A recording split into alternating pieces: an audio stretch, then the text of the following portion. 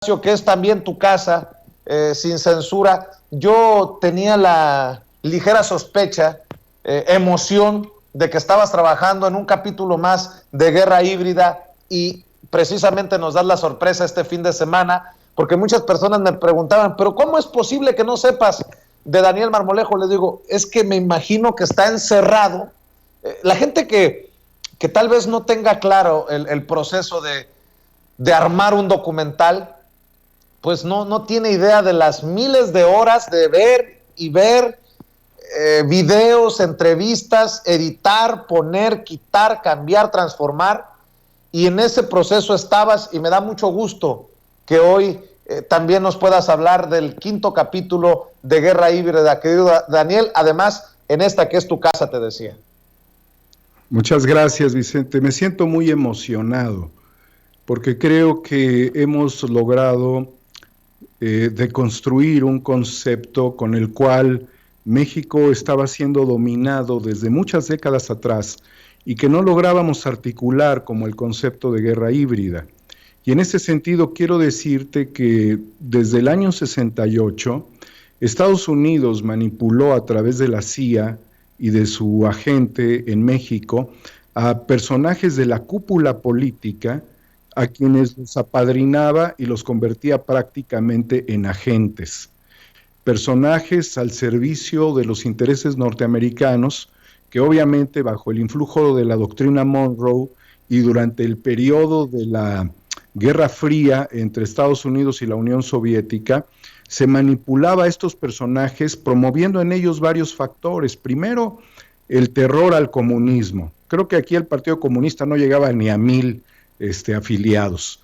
Y luego también el otro aspecto era, desde luego, influenciar en ellos una especie de combate porque tenían grandes ambiciones presidenciales.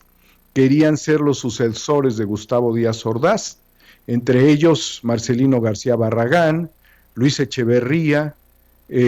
Obviamente Marcelino García Barragán, para quien no lo sepa, pues es el abuelo de García Harfuch, este represor del año 68.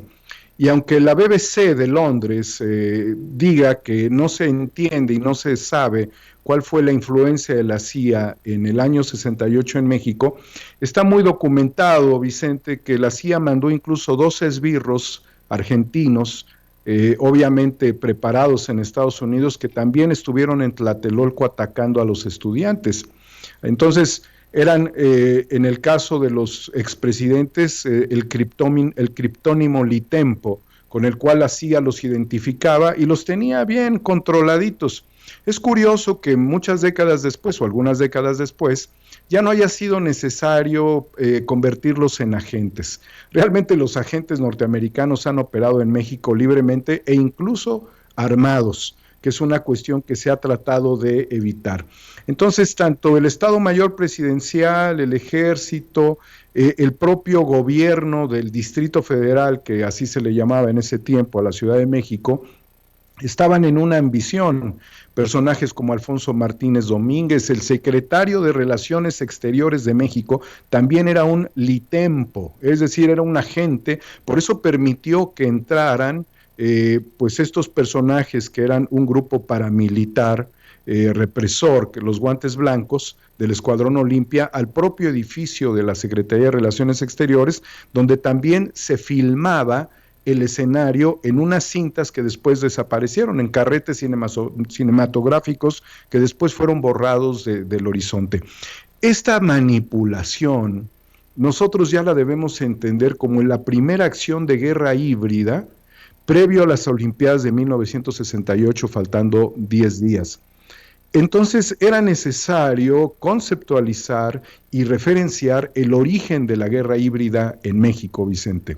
Y el capítulo es un capítulo que tiene muchas cosas fundamentales para la formación de la conciencia política e histórica de nuestro país en la búsqueda de la verdad y de la justicia.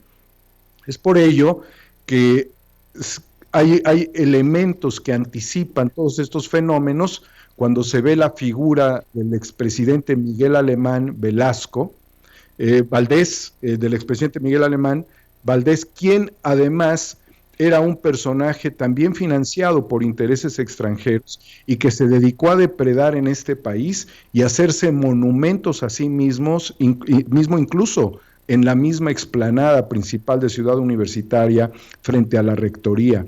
El repudio de los jóvenes del 68 fue creciendo, dinamitaron ese monumento a la corrupción. Este personaje muy vinculado con las televisoras, con Televisa, con Telesistema Mexicano, que volvió a su hijo comentarista, al Junior, y que después se hizo toda una estirpe de depredadores sistemáticos en México, llegó a su límite en la cuarta transformación por un personaje fundamental que es la doctora Raquel Buenrostro. Me pongo de pie ante la doctora Raquel Buenrostro, querido Vicente, porque ella ha logrado impedir que estas castas de depredadores continúen.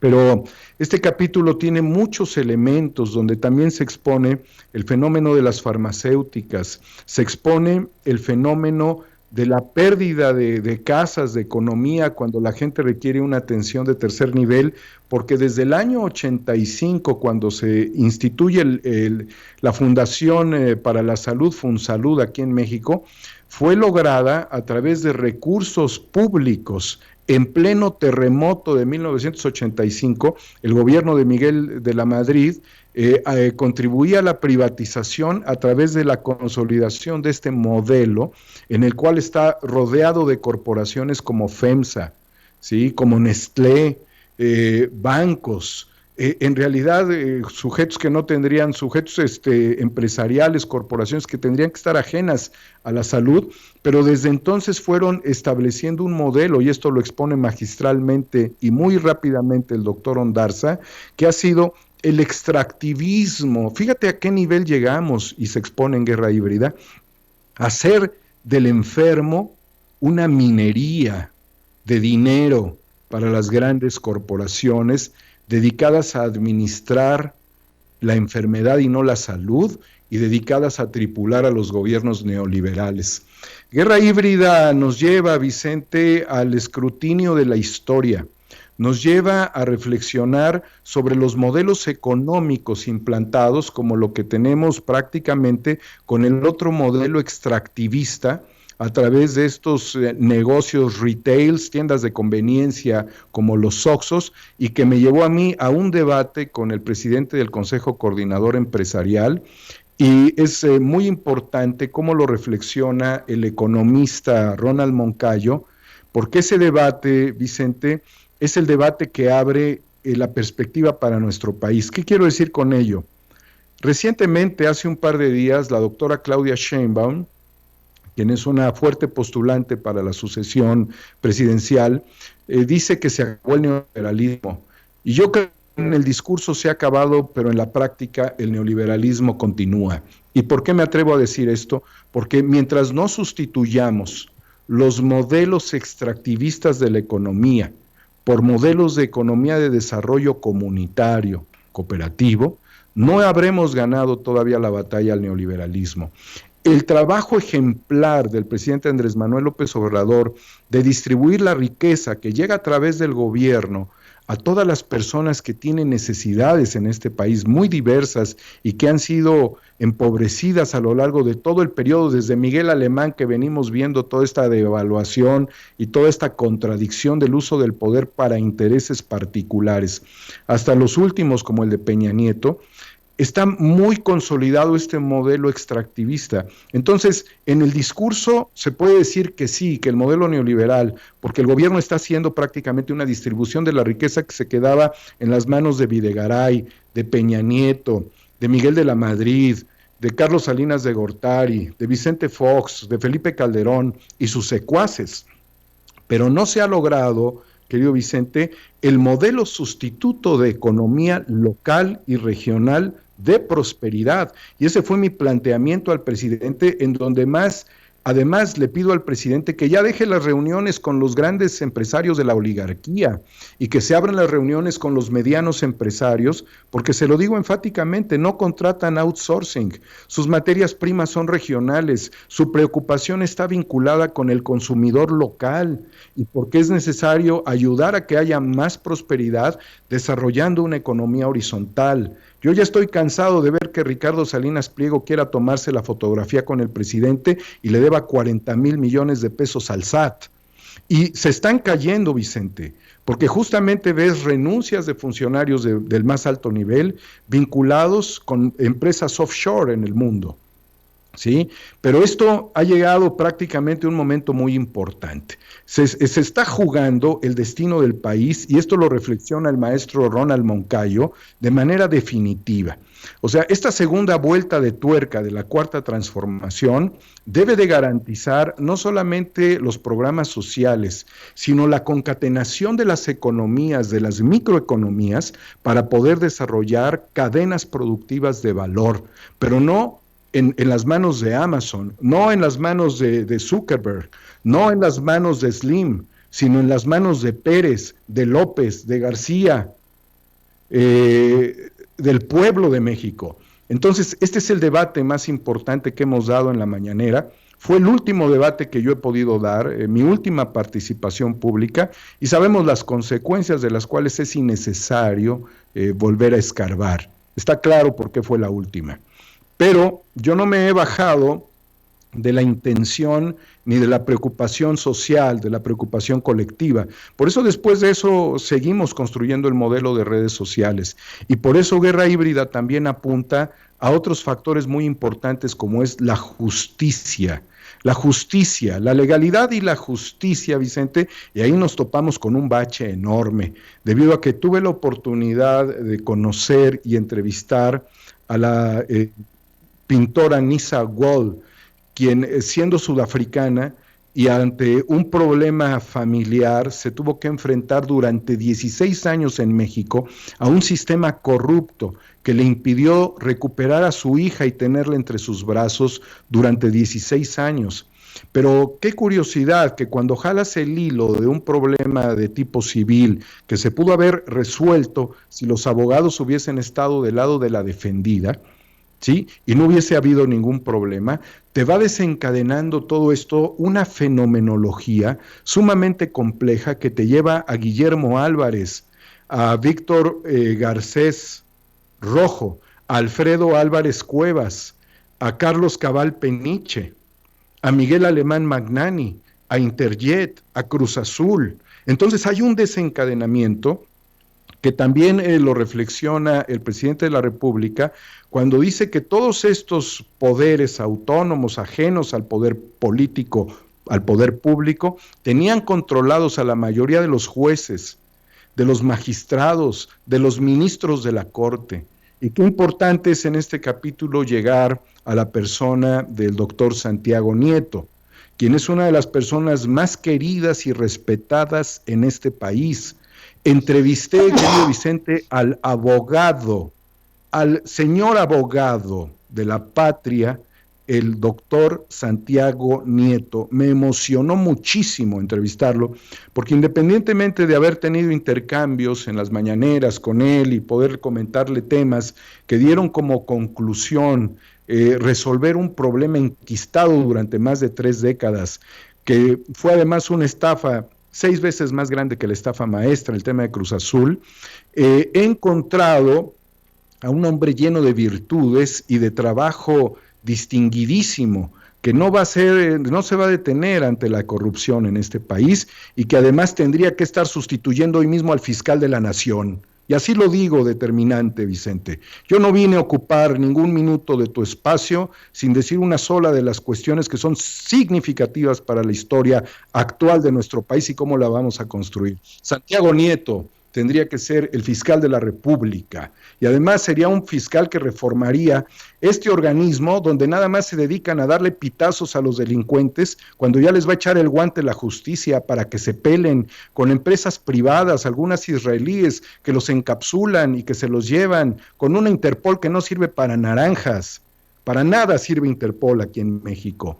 Entonces, hemos aceptado en Guerra Híbrida el reto de llegar hasta la esencia de la problemática en los aparatos de justicia. Y yo, esto ya lo digo a título personal, yo veo aquí la necesaria urgencia de un nuevo fiscal de la nación. Ya pasaron 3 años, Vicente, y hay 2 factores que están atorados en este momento, y también lo debo de decir.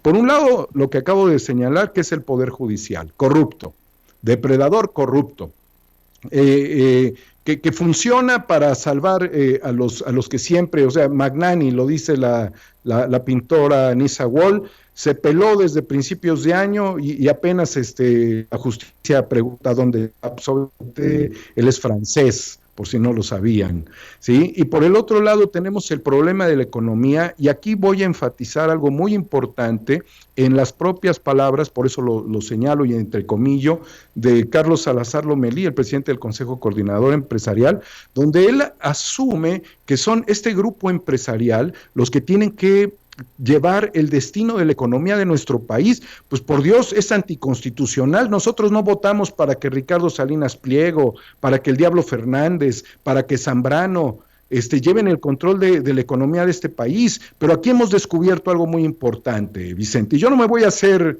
pendejo aquí, ¿sí? Ellos tienen a un personero en la Secretaría de Economía para poder hacer eso que se les salió decirlo, lo escupió sin querer en ese debate público, ¿sí? Y ese es un grave problema para el país, porque si nosotros queremos y aspiramos a una economía de desarrollo, necesitamos una gente que no responda a los intereses del Grupo de Monterrey, donde además hay que sumar, evidentemente, a Ricardo Salinas Pliego. Un fenómeno también muy bien expuesto, tanto en la historia de la familia Salinas, como de sus propios ires y devenires corruptazos terribles de lo que significan los meros de Monterrey y de lo que significa esa especie de cosa nostra regiomontana, en donde no hay escrúpulos finalmente, sino los intereses más terribles, extractivistas a nivel país, y que bueno, ahí está muy clara la forma en la que ellos han operado. Se robaron la concesión de CNI, pero teníamos a un personaje indolente, frívolo y simplista, como lo fue Vicente Fox. ¿Y yo por qué? Está más que claro. Luego siguieron con todo el escenario de depredación a través de exenciones fiscales. Luego se disfrazaron, evidentemente, de personajes caritativos con sus fundaciones. Y tristemente, Vicente, triste y lamentablemente, está el tema de Andrés Roemer. Quiero en este momento también destacar la reflexión del gran historiador y periodista Jesús Almerón, quien hace un análisis de una tríada compuesta por Ricardo Salinas Pliego, por Andrés Roemer y por el embajador de México en Estados Unidos, Esteban Moctezuma. Mi querido Daniel, fíjate, con todo esto que estás mencionando,